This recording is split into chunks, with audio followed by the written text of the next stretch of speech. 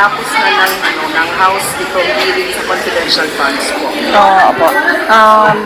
Well, it's a welcome relief sa mga personnel ng Office of the Vice President and sa mga former personnel ng Department of Education na natapos na yung hearing. Kasi noon, kada linggo sila nababalisa, anxious, parang tormented.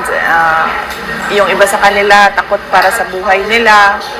Ang ginamit na mga words, we're scared for our lives. Why are we being treated like convicts and fugitives? We are government workers. Mga inana. So, it's a welcome relief na hindi na sila ipapatawag sa hearings sa Congress. VP, sabi ni Kong Adjong sa dalawang death and acknowledgement receipt, may dalawang pangalan, Sally at Sheila, pero parehong perma nilang dalawa. Anong reaction natin dito, VP? I've not seen the acknowledgement receipts, so hindi ako makakomment sa mga ganon. Tsaka hindi ko alam kung ano yung mga acknowledgement receipts na pinagsasabi nila. Kasi hindi naman natin alam kung ano yung mga sinubmit din or binigay ng Commission on Audit. Ito pa, VP, may sinabi si Representative Chua, tayo po ay sumulat upang isumiti ang 677 na pangalan na nakalagay sa acknowledgement receipt ng death at kung saan tayo ay binigyan ng tubor ng PSA dated December 8. At dito kanilang sinabi na out of 677 individuals, 405 ay walang birth certificate, walang record sa birth or non-existence. Oo. Dapat malaman nila kung paano ginagawa ang intelligence operations bago magsalita ang mga tao with regard to mga documents about confidential funds. Kasi hindi ganyang kadali na magsabi ka lang na walang nag-exist na mga tao na ganito. And also, VP, may dalawang impeachment sa'yo at meron pa daw isa doon sa Congress. Any reaction po, VP?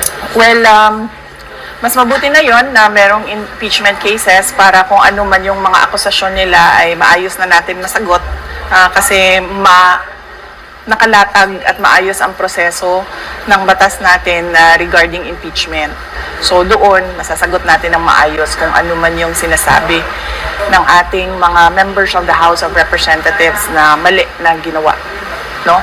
And mas mabuti na rin yon na merong impeachment dahil doon sa impeachment, ako lang yung hinahabol ng mga members of the House of Representatives. Hindi na nila tiniterrorize yung mga kasamahan ko sa Office of the Vice President. Message po sa mga nagpapa-impeach ay napafile impeachment complaint sa'yo. Ay naku, wala akong message.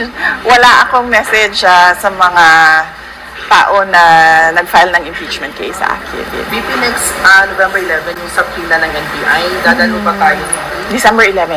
December 11. Yes, sabi ng lawyer ko, no, hindi naman daw kailangan na magpakita or mag-appear sa patawag ng NBI, sa subpoena ng NBI.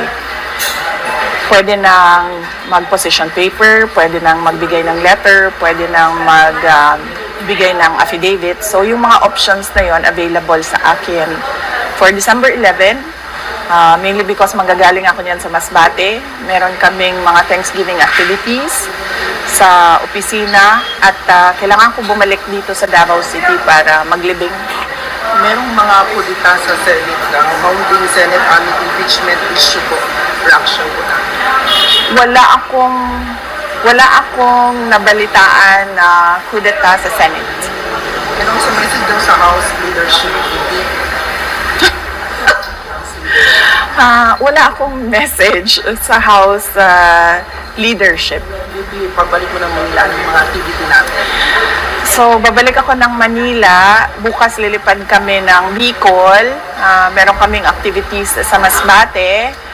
Tapos, sa susunod na araw, babalik kami sa Office of the Vice President. Meron kaming mga Thanksgiving activities doon. Tapos, babalik ako dito sa Davao City para maglibing. Tapos, pagkatapos ng libing, babalik ako sa Manila kasi meron kaming year-end activities sa personnel ng Office of the Vice President. And then meron akong Christmas party na aatenan. And then, yes, so yun. So, Davao, Manila, Manila, Davao, Manila. VP, kaya ba nilang mapa-impeach yung isang palaban na Sara Duterte? They can always try, no? Pero sabi ko nga, sa lahat ng plano ng tao, Diyos pa rin. Ang plano ng Diyos pa rin yung nasusunod. So, man can only plan, but it's always God's purpose that shall prevail. VP, message natin ngayong Kapaskuhan. Oh yes. Ngayong Kapaskuhan sa aking mga kababayan, tatlo lang po ang kailangan natin gawin. Forgiving, giving, and loving. Yan po yung essence ng Pasko. Merry Christmas and a Happy New Year. Last na as Vice President, message natin sa ating Pangulo. Christmas message. Nagsulti ka, di ba? Pwede ako mag-say no? Yes. Thank you, VP! Bye-bye po!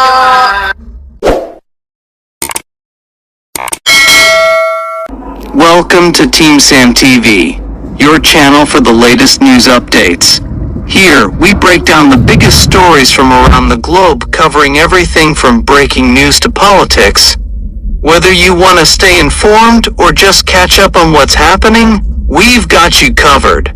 So, don't forget to subscribe and hit that notification bell so you never miss out on the latest news. Join the Team Sam TV family, and let's explore the world together, one update at a time.